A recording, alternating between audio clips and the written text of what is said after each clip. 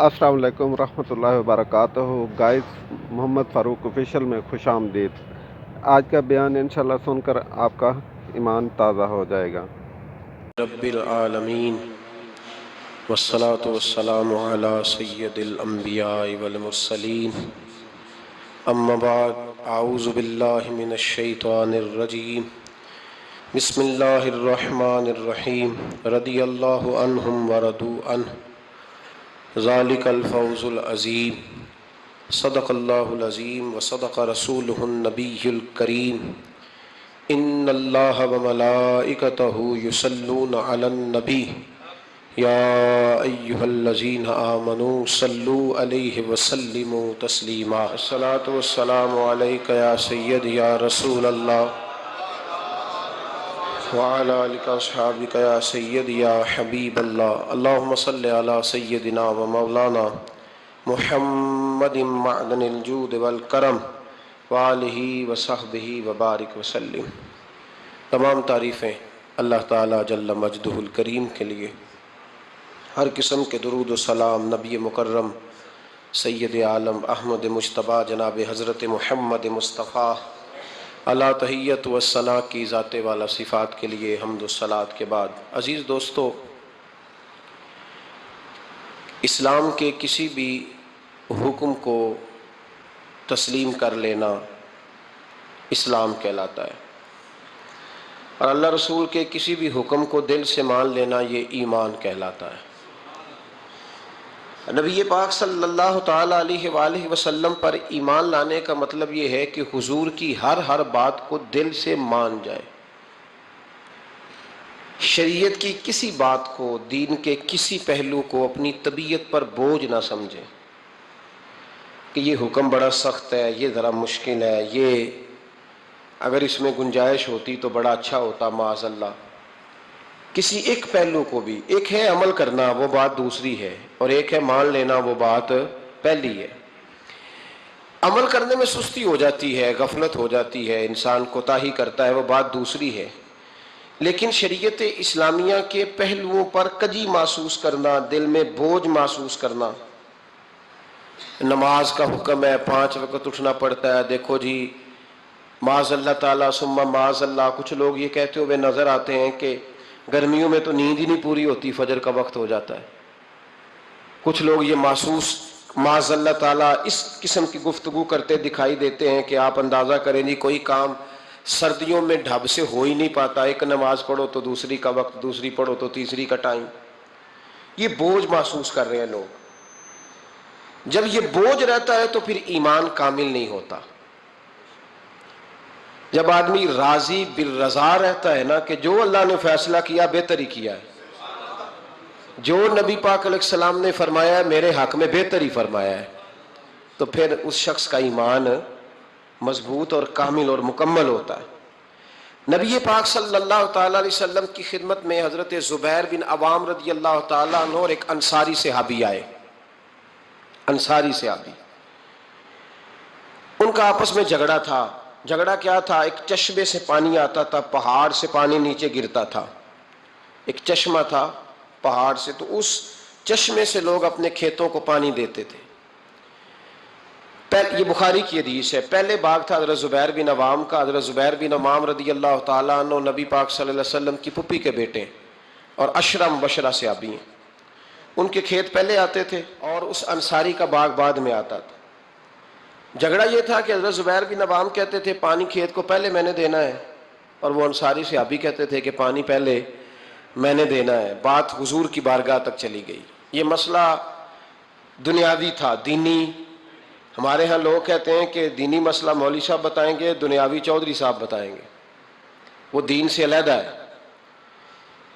नबी पाक सल्लल्लाहु अलैहि वसल्लम की बारगाह में जब ये बात गई ना, तो हुजूर ने फरमाया भाई पहले खेत चूंकि ज़ुबैर का है, होता है ना हमारे यहाँ पानी की बारियां होती हैं, तो जिस आदमी का खेत पहले है वो पानी पहले पिला ले अपने खेतों को, दूसरा बाद में पानी लगा ले। तो नबी पाक अलैहिस्सलाम ने फरमाया चूंकि ज़ुबैर का खेत पहले है तो ज़ुबैर पहले पानी पिला लगा ले खेत को, और अंसारी का बाग चूंकि बाद में आता है, उसके खेत बाद में आते हैं, तो वो पानी बाद में लगा ले। अब वो अंसारी पर ये बात बोझ गुजरी,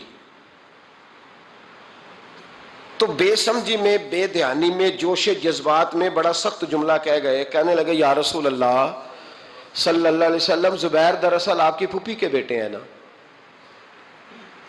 تو میں تو پھوپھی کا بیٹا نہیں، اس لیے آپ نے فوراً فیصلہ ان کے حق میں دیا ہے. محبوب تو ابھی کوئی جواب دیتے ہی اللہ کے قرآن نے بولنا شروع کر دیا، اور قرآن پاک کی آیت آئی، فرمایا فلا وربک لا یؤمنون حتی یحکموک فیما شجر بینہم. رب کریم نے فرمایا محبوب مجھے تیرے رب کی قسم، یہ اتنی دیر تک مومن ہو ہی نہیں سکتے جب تک اپنے ہر معاملے میں تیرا فیصلہ قبول نہ کر لیں. جب تک ہر معاملے میں تیرا فیصلہ قبول نہ کریں اتنی دیر تک مومن ہو سکتے. اب اگلے لفظوں پہ غور کرنا ہے، فیصلہ بھی قبول کریں، اور اگلی بات کیا ہے؟ ارشاد فرمایا ثم لا یجدوا فی انفسہم حرجا مما قضیت. اور محبوب پھر جو تو فیصلہ کرے اس فیصلے میں یہ اپنے دل میں کوئی رکاوٹ بھی محسوس نہ کرے. اپنے دل میں کوئی رکاوٹ بھی، کان آنکھیں دل کھول کے سنے کیا کہہ رہا ہوں. نبی پاک کے کسی فیصلے پر اپنے دل میں کوئی رکاوٹ محسوس، وَيُسَلِّمُ تَسْلِيمًا، دل سے حضور کے فیصلے مانے. نبی پاک کے فیصلے دل سے، کوئی طبیعت میں رکاوٹ نہیں آنی چاہیے. ذرا برابر بھی کوئی رکاوٹ نہ آئے دل میں کہ حضور کا فیصلہ ایک طرف ہے اور میری بات ایک طرف. فوراً نبی پاک کا فیصلہ مانے، دل سے مانے، راضی بالرضا رہے. جب تک یہ کام نہیں ہوگا اتنی دیر تک ایمان مکمل. ہمارے ہاں لوگ بوجھ سمجھنے لگے ہیں شریعت کے معاملات. بڑا مشکل ہے جی، زکوٰۃ اب 2.5% پوری، ہر 100 میں سے 2.5 روپے دے اپنے کمائے ہوئے. اتنی سخت گرمی میں روزے.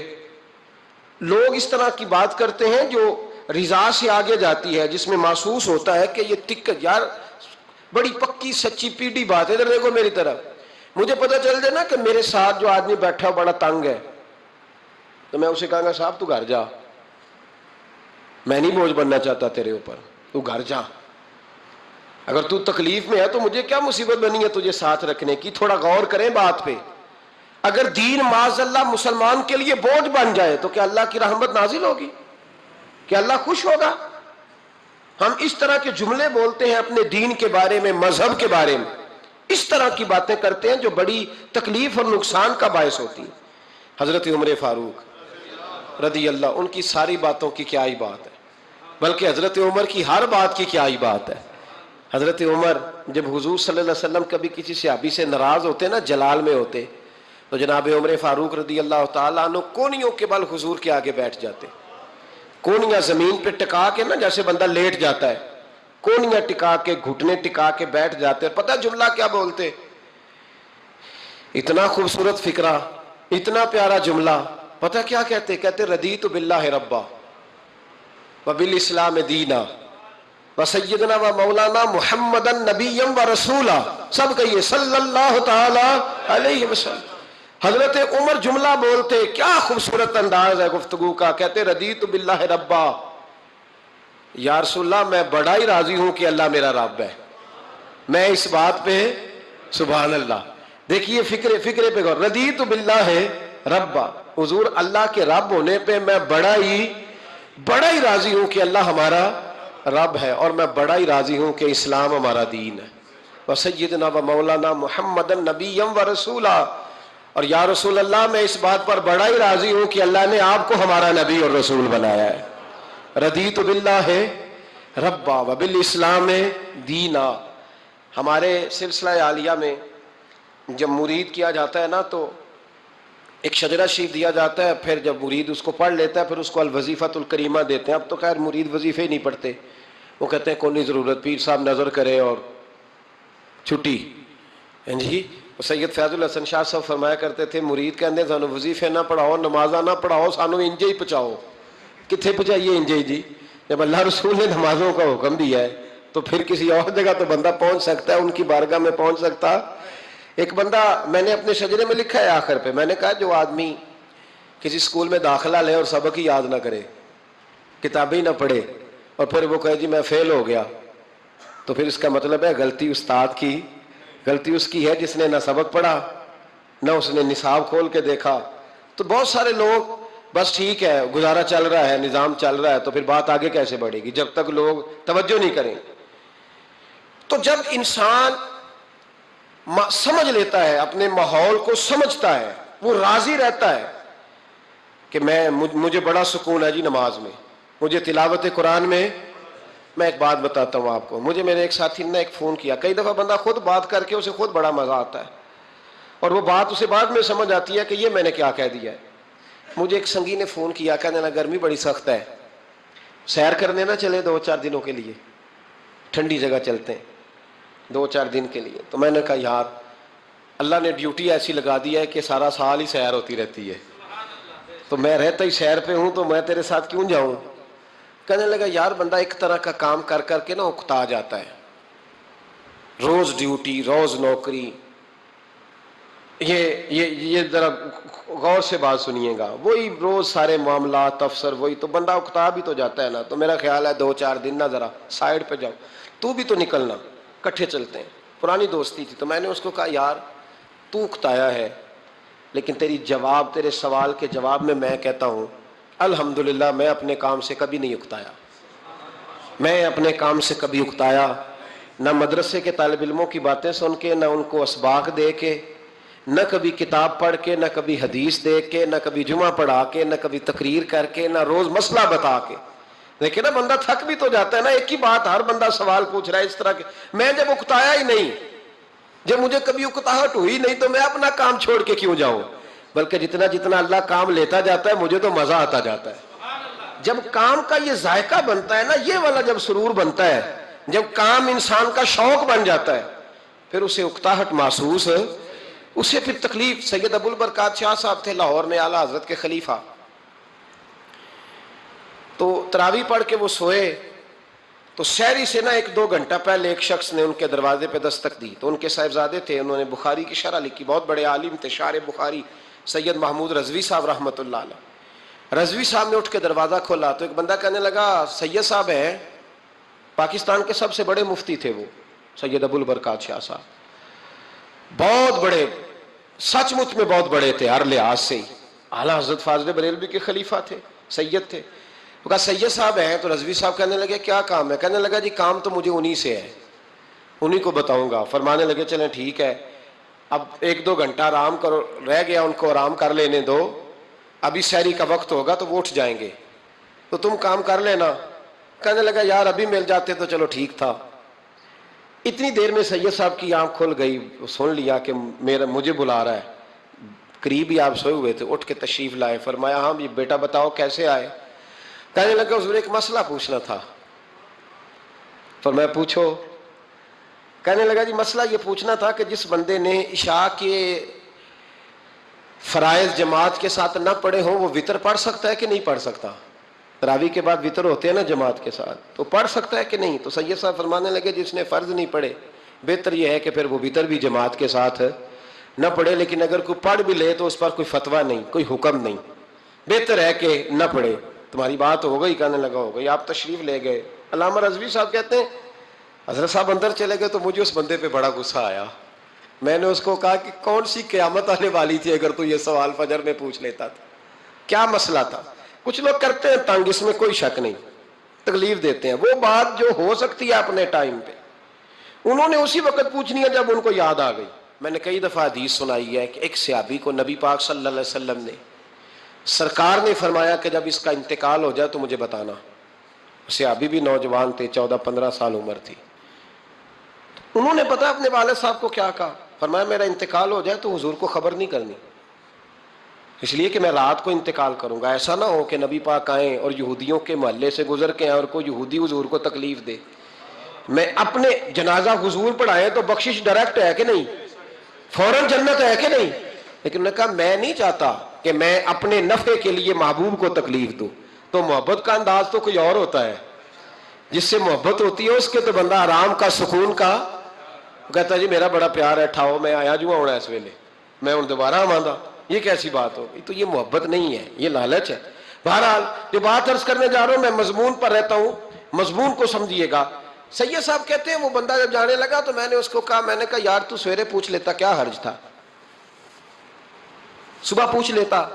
حضرت صاحب بوڑھے آدمی، آدھی رات کو تکلیف دی، ابھی 2 گھنٹے میں سحری ہونے والی تھی، تو کہتے ہیں وہ چلا گیا تو سید صاحب نے مجھے بلایا، کہنے لگے محمود مسئلہ میں نے بتایا، تمہیں کیا تکلیف ہے؟ اور پھر فرمانے لگے میرا دین میرا مشن ہے، میرا دین میرا مشن ہے۔ شکر کرو کسی نے بات پوچھی تو ہے نا، اور اگر کوئی میرے دین کے معاملے میں کوئی بات کرنے آتا ہے تو میں اس سے اکتاتا نہیں ہوں۔ تو جب انسان راضی بالرضا رہنے لگتا ہے نا، پھر وہ ہر روز نماز پڑھ کے تکلیف نہیں اسے ہوتی، پھر روز درود شریف پڑھ کے وہ یہ نہیں کہتا کہ چلو 2-4 چھٹیاں بھی کر لو، پھر روزانہ تلاوت کر کے اسے کہیں دقت محسوس نہیں ہوتی، چونکہ اب وہ چاہتا ہے کہ جس حال میں میرا رب رسول مجھے رکھیں گے، جو حکم دیں گے، میں نے اس سے کوئی تنگی محسوس نہیں کرنی، میں نے اس کے مطابق چلنا۔ اور قرآن مجید نے ایک نیا انداز اختیار کیا سورہ مائدہ کے اندر، اس کی آیت نمبر 119 ہے۔ اللہ کریم نے فرمایا رضی اللہ عنہم ورضوا عنہ، صحابہ کی بات ہو رہی ہے، فرمایا وہ اللہ سے راضی ہے اور اللہ ان سے راضی ہے۔ حضرت سیدنا موسیٰ علیہ السلام نے عرض کی کوہ طور پہ جا کے، مولا میری قوم پوچھتی ہے کہ کوئی ایسا کام بتا جو ہم کریں تو تو ہم سے راضی ہو جائے۔ حضرت موسیٰ کی قوم کا خیال تھا کہ تہجد کا حکم آئے گا تو پڑھیں گے، صدقات کا حکم آئے گا تو دیں گے، جہاد کی بات ہوگی تو کریں گے۔ کچھ جو نیک لوگ تھے ان میں سے انہوں نے یہ پیغام دیا کہ مالک ہمیں بتائے کہ وہ کس کام پہ راضی ہوتا ہے، ہم وہ کام کریں تاکہ اللہ ہم سے راضی ہو جائے۔ حضرت موسیٰ کلیم کہتے ہیں میں نے عرض کی مولا میری قوم پوچھتی ہے کہ کون سا ایسا کام کریں کہ تو راضی ہو جائے، تو رب کریم نے ارشاد فرمایا موسیٰ، کہتے ہیں میرا خیال تھا کوئی لسٹ ملے گی، لیکن مالک نے ایک جملہ کہا، ایک جملہ، اور تفسیروں کے دریا بہا دیے۔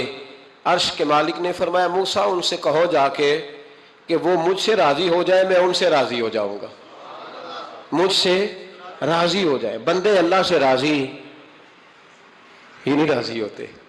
امام غزالی سے کسی نے پوچھا تھا، امام غزالی سے، کہ حضور اللہ کا بندے سے راضی ہونا کمال ہے یا بندے کا اللہ سے راضی ہونا کمال ہے؟ تو امام غزالی مسکرائے، فرمانے لگے رب تو بڑا ہی مہربان ہے، وہ تو بڑی جلدی راضی ہو جاتا ہے، وہ تو مسجد میں آ کے توبہ کرے تو اللہ راضی، کسی یتیم کے سر پہ ہاتھ پھیرو تو اللہ راضی، وہ تو کسی اندھے کو رستہ دکھایا تو اللہ راضی ہو گیا، وہ تو طوائف نے کتے کو پانی پلایا تو اللہ۔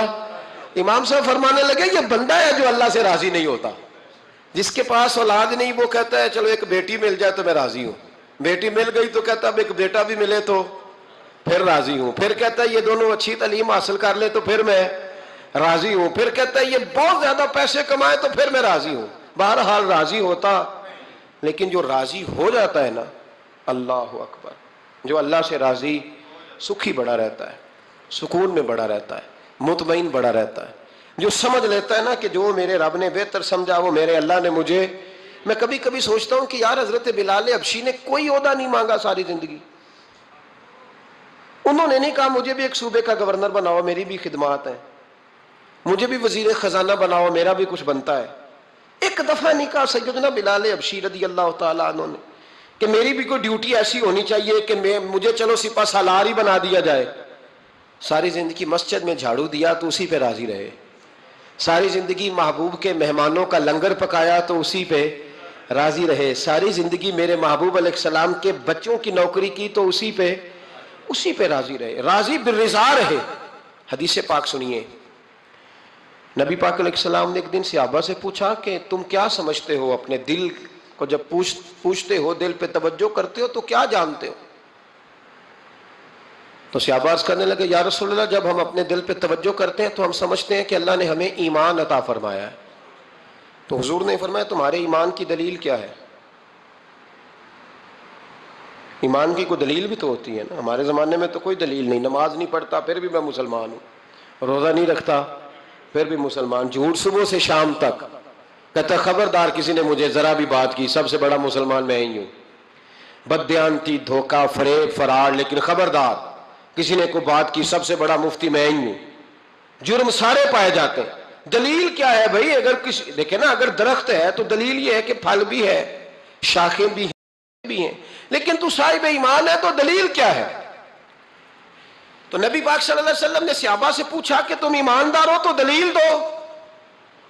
تو بڑے خوبصورت تھے میرے محبوب کے تیار کردہ لوگ، عرض کرنے لگے یا رسول اللہ ایمان کی دلیل یہ ہے کہ اگر اللہ ہمیں نعمت دیتا ہے تو ہم شکر ادا کرتے ہیں، اگر کبھی مصیبت آتی ہے تو ہم صبر کرتے ہیں، اور یا رسول اللہ ہم اپنے رب کے ہر فیصلے پر راضی رہتے ہیں، ہم اپنے اللہ کے ہر فیصلے پر۔ اب حضور نے رزلٹ کا اعلان کیا تو میرے محبوب فرمانے لگے پھر سنو، میں گواہی دیتا ہوں واقعی اللہ نے تمہیں دولت ایمان عطا فرمائی ہوئی، پھر واقعی اللہ نے تمہیں دولت ہے، اگر تم اپنے رب پر راضی ہو، اگر تم راضی ہو اس کام پر جس پہ اللہ نے تمہیں رکھا ہوا ہے، اگر تمہیں کسی کو دیکھ کر تکلیف نہیں ہوتی، اگر تم نہ حسد میں جلتے ہو، نہ بغض میں، نہ کینے میں، نہ تکبر میں، نہ احساس کمتری کا شکار ہوتے، اگر تم راضی رہتے ہو کہ میرے مالک نے بہترین زندگی مجھے دی، پھر اس کا مطلب یہ ہے کہ تم صاحب ایمان ہو۔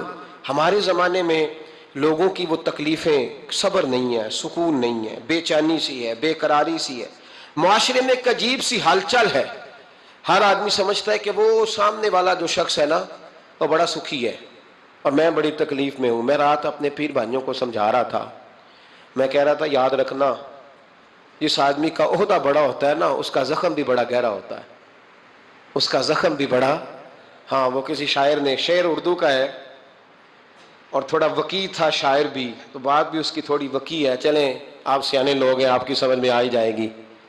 اس نے کہا تھا کہ ہجوم غم میں بھی توہین ضبط غم نہ ہوئی، ہجوم غم میں بھی توہین ضبط غم نہ ہوئی، ہم اس احتیاط سے روئے کہ آنکھ نم نہ ہوئی۔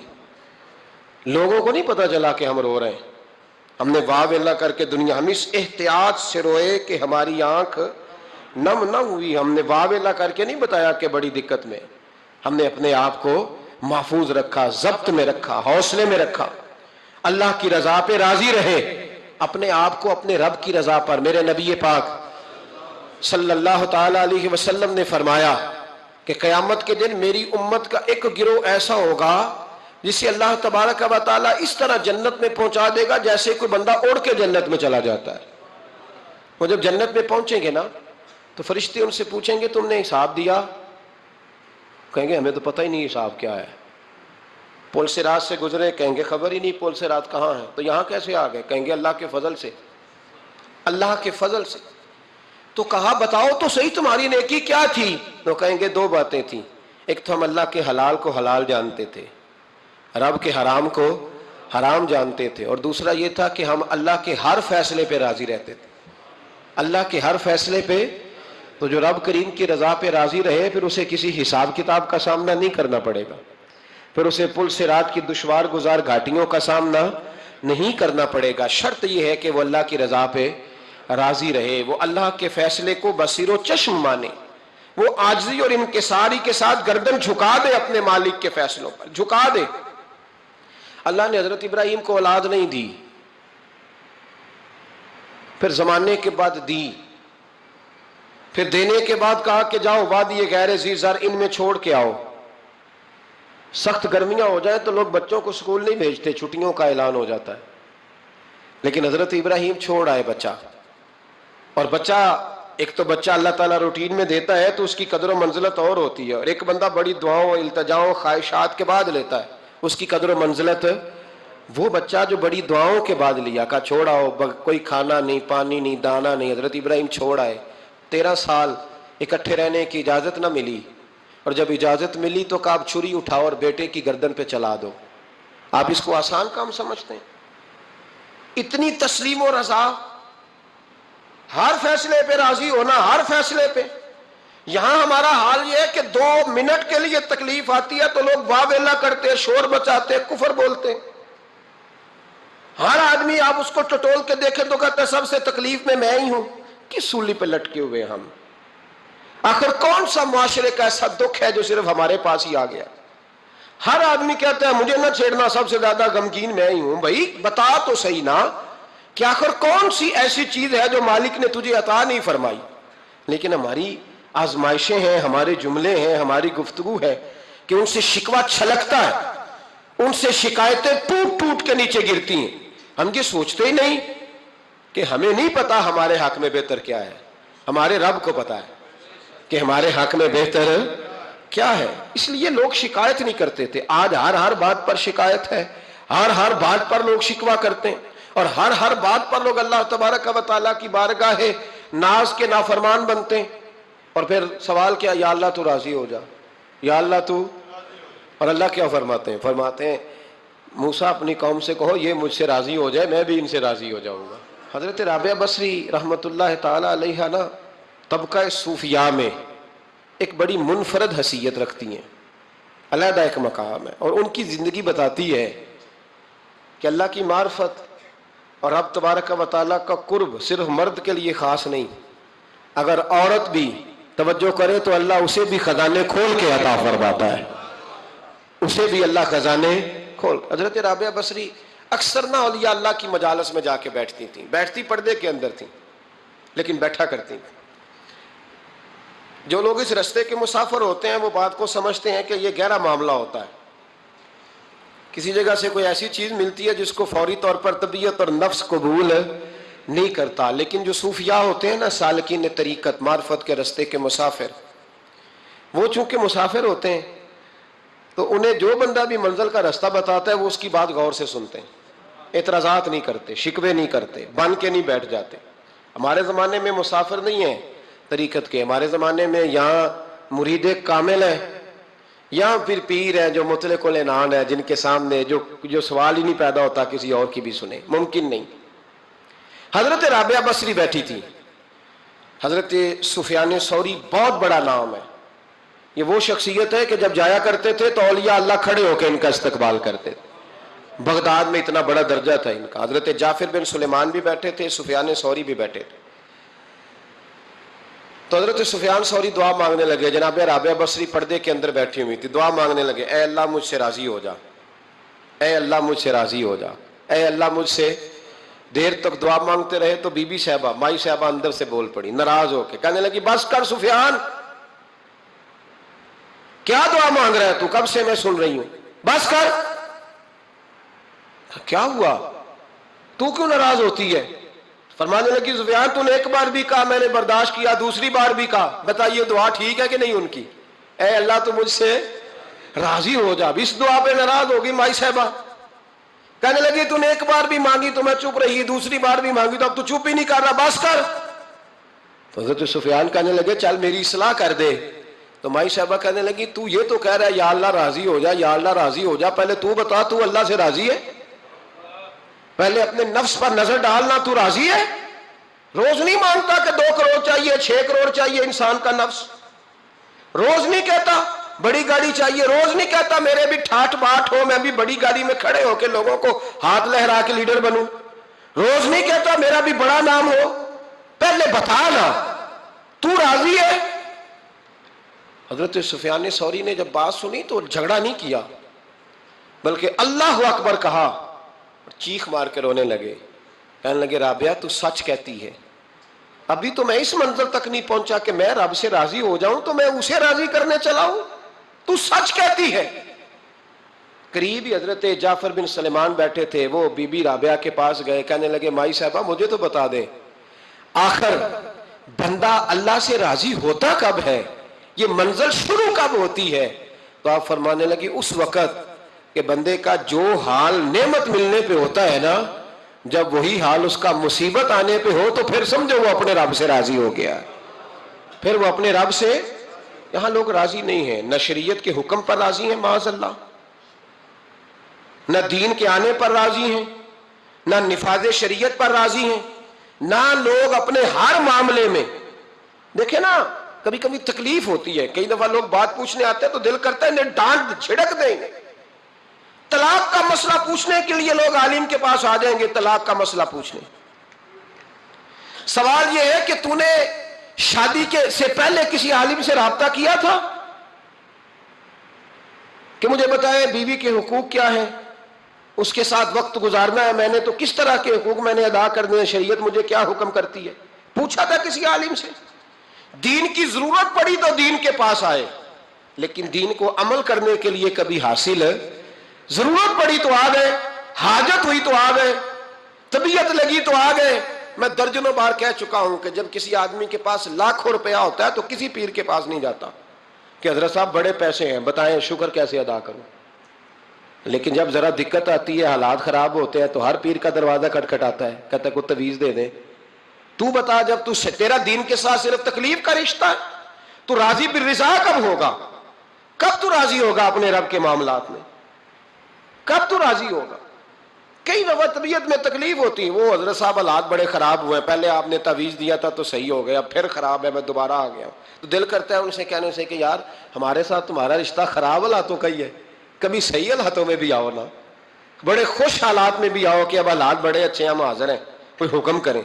خدا را راضی بالرضا رہنا سیکھیں۔ انس بن مالک رضی اللہ تعالیٰ عنہ کہتے ہیں 10 سال حضور کی بارگاہ میں رہا، 10 سال، اور 10 سال میں نے حضور کے گھر میں نوکری کی۔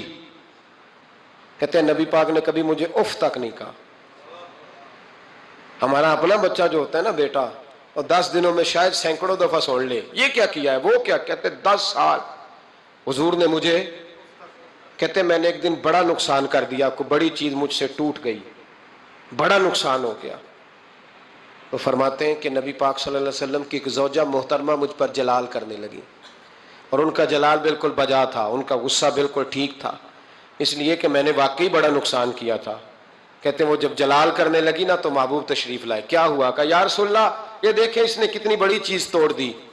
تو کہتے ہیں میرا خیال تھا کہ یہاں سے بھی مجھے ڈانٹ پڑنی ہے اور پڑنی چاہیے بھی، اس لیے کہ میں نے آج بڑا نقصان کیا ہے، لیکن کہتے ہیں محبوب میرے قریب آئے اور میرے کندھے پہ ہاتھ رکھا، زوجہ جلال میں تھی تو محبوب نے کیا خوبصورت جملہ کہا، ساری سوچ ہی بدل دی، فرمانے لگے اس کو نہ ڈانٹ، اس چیز کا ٹوٹنا میرے رب کی رضا تھی تو چیز ٹوٹ گئی ہے، یہ میرے رب کی رضا تھی تو یہ چیز اب یہ غریب ہے اس کا دل نہ توڑ، وہ ٹوٹ گیا، وہ جو ہونا تھا سو ہو گیا، اب چھوڑ، یہ میرے اللہ کی اس چیز کا اتنی دیر رہنا ہی ہمارے حق میں بہتر تھا، تو ٹوٹ گئی تو ختم۔ کہتے بڑا جلال تھا محبوب کی زوجہ کو، لیکن انہوں نے جب بات سنی تو پھر مصطفیٰ کریم کا گھرانہ، پھر حضور کی ازواج پاک مومنوں کی مائیں، کہتے ہیں اسی وقت وہ بیٹھیں اور انہوں نے میری طرف بڑی شفقت کی نظروں سے دیکھا اور ان کے غصے کو میں نے پیار میں بدلتے دیکھا۔ بھائی یاد رکھو اللہ کی رضا، پھر اس وقت 2-4 لاکھ کے لیے لوگوں کو ہارٹ اٹیک نہیں ہوتا، پھر 20-25 ہزار کے لیے بلڈ پریشر اپ ڈاؤن نہیں ہوتا جب بندہ اللہ کی رضا پہ راضی رہنے لگتا ہے، پھر چھوٹی چھوٹی باتیں اس کے لیے سہانے روح نہیں بنتی، پھر ذرا ذرا سی بات اسے تکلیف نہیں دیتی، جب وہ اللہ تعالیٰ کی رضا پر راضی ہونے کا عادی ہو جاتا ہے تو پھر یہ چیزیں اس کے لیے باعث آزمائش۔ بنی اسرائیل میں ایک شخص تھا، امام غزالی رحمۃ اللہ علیہ فرماتے ہیں اس کا دل چاہا کہ پتہ تو کروں جنت میں میرا پڑوسی کون ہوگا، تو اس کو خواب میں بتایا گیا کہ فلاں بن فلاں تیرا جنت میں پڑوسی ہے۔ اب یہ بڑا عابد تھا، زاہد تھا، عبادت گزار تھا، پرہیزگار تھا، بڑا نیک تھا، بڑا پرہیزگار۔ یہ سفر کر کے اس کے پاس گیا، اس کو جا کے کہنے لگا میں تیرا مہمان نہ بن جاؤں 2-3 دن کا، بن جاؤ۔ کہتے میں 3 دن اس کے ساتھ رہا، میں اس سے زیادہ نوافل پڑھتا تھا، زیادہ صدقات و خیرات کرتا تھا، زیادہ عبادات کرتا تھا، وہ تو میرے مقابلے میں کچھ بھی نہیں۔ 3 دن کے بعد میں آنے لگا تو میں نے اس کو کہا یار میں ایک مقصد کے لیے آیا تھا تیرے پاس۔ اس نے کہا بتائیے۔ میں نے کہا کہ میرا آنے کا مقصد یہ تھا کہ میں دیکھوں تو کون سی ایسی عبادت کرتا ہے کہ جنت میں تو میرا پڑوسی بنے گا، لیکن تیری عبادات ریاضت میں تکبر نہیں کرتا، لیکن میں نے کوئی خاص چیز دیکھی نہیں، کوئی خاص بات ہے تو مجھے بتا دے۔ تو بندہ کہنے لگا کوئی خاص بات نہیں، ہاں ایک چھوٹی سی عادت ہے میرے اندر، چھوٹی سی عادت۔ بڑے لوگ کبھی بھی اپنی باتوں کو بڑا نہیں سمجھتے، کہ ایک چھوٹی سی عادت ہے، کہ وہ کون سی؟ تو وہ کہنے لگا اگر شدید گرمی ہونا تو میں نے اپنے رب سے کبھی سردی نہیں مانگی، اور کبھی برف جمی ہونا گلیوں میں تو میں نے اپنے رب سے کبھی گرمی نہیں مانگی، میں سمجھتا ہوں میرا رب مجھے دیتا ہی وہ ہے جو میرے حق میں بڑا بہتر ہوتا ہے۔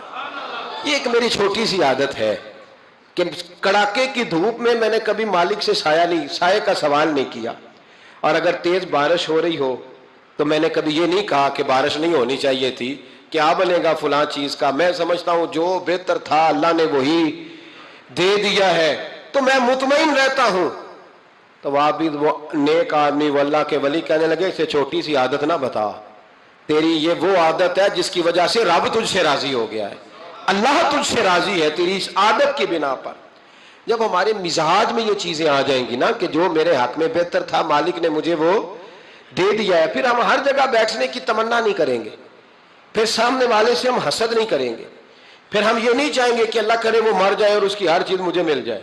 پھر ہمارا مزاج، پھر ہماری طبیعت یہ نہیں رہے. اللہ کی رضا پہ راضی رہیں. مالک کے فیصلوں میں اپنے دل میں کوئی بوجھ محسوس نہ کریں. اپنی زندگی اللہ کے فیصلوں. دیکھیں نا، جو ماں باپ اللہ نے بڑے اچھے سمجھے وہ ہمارے لیے پسند کیے، وہ اللہ نے ہمارے لیے، جو اس نے ہمارے حق میں بڑے، جو بہن بھائی، اللہ کرے آپ کو سمجھ آئے، جو بہن بھائی اس نے ہمارے حق میں بڑے اچھے سمجھے وہی بہن بھائی اس نے ہمیں عطا کیے. جس بیوی کو اس نے ہمارے گھر کے گلشن میں بہتر سمجھا اس کو لا کے اس نے ہمارے آنگن میں بٹھایا. اور جو اولاد اس نے ہمارے لیے باعث افتخار سمجھی وہ اولاد اس نے ہمیں عطا فرمائی. حضرت نوح علیہ السلام کا بیٹا کافر ہو گیا، پر کسی جگہ انہوں نے شکوہ نہیں کیا کہ مالک یہ کافر کیوں ہوا. اللہ کے قبضے میں ہے نا دل، پھیر سکتا ہے نا، مقلب القلوب ہے. لیکن حضرت نوح نے دعا اللہ کی رضا پر راضی رہے. اپنا مزاج بدلیں تاکہ معاشرے میں یہ جو گھٹن ہے، یہ جو ٹینشن ہے، یہ جو جھگڑا ہے، یہ جو چھینا چھانی ہے، یہ جو ایک دوسرے پر لوگوں کی نظریں ترشی ہیں، یہ ختم ہو. سمجھیں کہ میرے حق میں جو بہتر تھا مالک نے وہ چیز مجھے عطا کر دی. میں اکثر کہتا ہوں اپنے دوستوں کو، میں کہتا ہوں مجھے ایسے لگتا ہے جو سب سے اچھے ماں باپ تھے وہ اللہ نے مجھے عطا فرمایا، اور جو سب سے بہترین اساتذہ تھے نا ان کا دروازہ اللہ نے مجھے عطا فرمایا. اور جو جس شیخ، جس پیر کو اللہ نے سب سے زیادہ شان عطا فرمائی اس کا دروازہ اللہ نے مجھے دکھایا. اور اس کے بعد اتنے تابع دار شاگرد میں نے کسی کے نہیں دیکھے جتنے مجھے ملے، اور اتنے وفادار پیر بھائی اور مرید میں نے کسی کے نہیں دیکھے جتنے مجھے ملے. میں اس بات پر، اور میں بات اس لیے نہیں کر رہا، میں آپ کو دل کی گہرائی سے بات بتا رہا ہوں کہ یہ عنوان زندگی ہے، یہ روح زندگی ہے. میں کبھی کبھی بڑے ناز کے ساتھ سجدہ شکر ادا کرتا ہوں کہ ایک بہت بڑا خوش نصیب شخص ہوں. اب یہ بات صرف سوچنے کی ہے. 100 لوگوں میں سے اگر ان 2 پہ ہی بندہ غور کرے جو نافرمان ہے تو پھر زندگی آگے چل سکتی. تو 98 پر غور کیوں نہیں کرتا؟ تو 98 پر غور کیوں نہیں کرتا؟ اگر کسی شخص کے ساتھ تیرے 20 سال گزرے اور تو صرف اس ایک دن کو یاد رکھے جس دن میں اس نے تکلیف دی تھی تو پھر یہ تیری زیادتی ہے. تو باقی ان دنوں کو کیوں نہیں یاد رکھتا جن دنوں میں اس کے تیرے ساتھ محبت والا معاملہ فرمایا، خدمت والا. راضی بالرضا کا مزاج بنائے. یہ مسلمان کے ایمان کا حسن ہے، یہ مسلمان کے کردار کا کمال ہے، یہ مسلمان کی سوچ کا بلند معیار ہے، یہ مسلمان کا اعلیٰ مقام ہے. حضرت عبداللہ ابن عمر کا بیٹا بیمار ہو گیا. بڑے پیارے ہوتے ہیں نا بیٹے. آپ بڑے پریشان تھے، شدید پریشان. صحابہ کہتے ہیں ہم نے آپ کو بڑی تکلیف میں دیکھا، کبھی اس حکیم کے پاس، کبھی اس حکیم کے پاس، کبھی اس جگہ، کبھی اس جگہ. کچھ دنوں کے بعد بیٹا انتقال کر گیا. لیکن کہتے ہیں جب ہم تعزیت کے لیے گئے تو ہم نے ان کے چہرے پر بہت ساری سکون کو، بہت ساری راحت کو دیکھا. بیٹا انتقال کر گیا. جب وہ بیمار تھا تو پریشان تھے، اب جب انتقال کر گیا تو سکون میں. تو کہتے ہیں ہم نے ان سے سوال کیا کہ حضور اس وقت آپ پریشان تھے، انتقال کے بعد تو لوگ زیادہ پریشان ہوتے ہیں، اب آپ سکون میں ہیں. تو آپ فرمانے لگے جب تک میری ڈیوٹی تھی میں پریشان تھا، خدمت کر رہا تھا، نوکری کر رہا تھا. اب میں اسے اس کے پاس چھوڑ آیا ہوں جو مجھ سے بہت زیادہ اس کا خیال رکھنے والا ہے، جو مجھ سے کئی ہزار گنا بڑھ کے اس پر توجہ کرنے والا ہے. اب مجھے پریشانی، اب میرا قریب مجھ سے کہیں بڑھ کر اس کا خیال رکھے گا، اسے سکون دے گا، اسے راحت دے گا. اور میں اپنے رب کے فیصلے پر بڑا راضی ہوں. اس نے جو بہتر سمجھا اس نے میرے حق میں وہ فیصلہ. حضرت ابن وقاص رضی اللہ تعالیٰ عنہ بڑے مستجاب الدعوات بزرگ تھے، مستجاب الدعوات. حضرت عبداللہ بن صائب رضی اللہ تعالیٰ عنہ فرماتے ہیں میں حج کرنے گیا تو میں طواف وداع کرنے گیا. حج کا آخری رکن ہوتا ہے، جب واپس آتا ہے نا آفاقی حاجی تو طواف وداع کرتا ہے. کہتے ہیں جب میں طواف وداع کرنے گیا تو طواف وداع کے موقع پر میں نے دیکھا کہ جتنا رش حجر اسود کے پاس ہے اتنا ہی حضرت ابن وقاص کے پاس بھی ہے. شاید سمجھ نہیں آئی آپ کو میری بات. حجر اسود کے پاس بہت بڑا رش ہوتا ہے، ہر آدمی کی خواہش ہوتی ہے بوسہ لینے کی. تو جتنے لوگ وہاں کھڑے تھے اتنے ہی لوگ حضرت سیدنا ابن وقاص رضی اللہ تعالیٰ عنہ کے پاس بھی کھڑے تھے. تو کہتے ہیں مجھے تعجب ہوا. عبداللہ بن صائب کہتے ہیں میں بھی ان کے پاس جا کے بیٹھ گیا تو میں نے دیکھا کہ وہ نابینا ہے، آنکھوں سے نظر نہیں آتا. لوگ ان کے پاس دعائیں کرانے آ رہے ہیں اور فرماتے ہیں میں نے عجیب حال دیکھا، بیمار ترین شخص ان کے سامنے آ کے بیٹھا، حضور میرے لیے دعا کر دیں. تو فرماتے ہیں انہوں نے دعا کے لیے ہاتھ اٹھائے تو وہیں اسی وقت میں نے دیکھا اللہ نے اس بندے کو شفا فرمایا.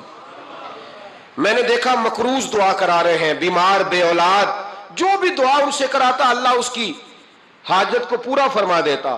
حضرت عبداللہ بن صاحب کہتے ہیں میں شام تک بیٹھا رہا، ہر نماز کے بعد رش ہوتا، میں دیکھتا رہا. فرماتے ہیں شام ہو گئی، لوگ دعائیں کرا کے چلے گئے. جب مغرب کا وقت ہوا تو نابینا تھے، پھر بھی مجھ سے کہنے لگے عبداللہ ساری دنیا نے دعائیں کرائی ہیں، تو نے نہیں کرانی؟ تو صبح سے بیٹھا ہے بس دیکھے ہی جا رہا ہے، تو نے نہیں کوئی دعا کرانی؟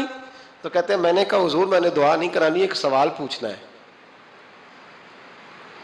تو فرمانے لگے پوچھو. تو میں نے کہا حضور سارا زمانہ جو دعا کراتا ہے اور اللہ آپ کی قبول کرتا ہے، تو ایک دعا آپ اپنے لیے بھی کر لیں، اللہ آپ کو آنکھیں عطا فرما دے. مالک جو قبول کر رہا ہے تو ایک کر لیں اپنے لیے بھی. میں گڈی تے ہتھ ڈور سجن دے، او جینج رکھے اونج رہنا ہے، او جینج رکھے اونج رہنا ہے. واجب نہیں جی وچ شریعت مندہ خصم نو کہنا. کہنے لگے ایک دعا اپنے لیے بھی کر لیں. کہتے ہیں جب میں نے یہ کہا تو بن وقاص رو پڑے، اتنا روئے کہ ان کی ہچکی بند گئی. کہنے لگے نا، جب تک رب نے چاہا اس نے مجھے آنکھیں دی، اور اب اس نے بہتر سمجھا کہ میری آنکھیں نہ رہیں تو اس نے جو بہتر سمجھا میرے لیے کر دیا. میرا مالک میرے حال سے آگاہ ہے اور میرے مالک کی حکمت ہے، اس نے مجھے جس حال میں رکھا ہے. اور فرمایا اگر اس نے مجھے اس حال میں رکھا ہے تو میں بھی اس حال پہ بڑا ہی راضی ہوں. میں اپنے مالک کے دیے ہوئے اس حال پر بڑا. مسلمان یہ سمجھ لے، اس پیغام کو پلے کے ساتھ باندھ لے. اگر اس نے جلد بازی دکھانی ہے، اگر اس نے بے راہ روی کرنی ہے، اگر اس نے اللہ تبارک و تعالیٰ کے فیصلوں میں مداخلت کرنی ہے، پھر یہ تو ممکن ہی نہیں. یہ ہو سکتا اس لیے کہ اس کی لگامیں کسی اور کے پاس ہیں، اس کے فیصلوں کا اختیار کسی اور کے پاس ہے. اپنے آپ کو اپنے مالک رضی اللہ عنہم ورضوا عنہ ذالک الفوز العظیم. اللہ فرماتا ہے میں ان سے راضی ہوں، وہ مجھ سے راضی ہیں، اور یہ بہت بڑی کامیابی. اپنی زندگی میں اللہ کے فیصلوں پر راضی ہونا سیکھیں، راضی ہونا سیکھیں. رب کریم کے فیصلوں پہ راضی ہونے کی عادت بنے گی تو ایمان مضبوط ہوگا، توکل مضبوط ہوگا، اللہ تبارک و تعالیٰ کی ذات پر بھروسہ مضبوط ہوگا، حضور کی غلامی میں پختگی آئے گی، شب و روز سکون کے ساتھ گزریں گے، زندگی اطمینان والی ہو جائے گی. بہت سارے لوگ ایسے ہوں گے جو آپ کو رشک کی نظر سے دیکھیں گے. شرط یہ ہے کہ یہ ارادہ کر لیں، یہ ذہن بنا لیں کہ جو میرے حق میں بہتر تھا میرے رب نے مجھے عطا فرما دیا، اور جو اللہ نے مجھے نہیں نہ دیا وہ میرے حق میں بہتر نہیں تھا. اس ارادے کو جب آپ پختہ کریں گے پھر ایمان آپ کو بڑی لذت دے گا، دین آپ کو بڑا سکون دے گا. اللہ سمجھنے کی توفیق عطا فرمائے. آمین. آخر دعوانا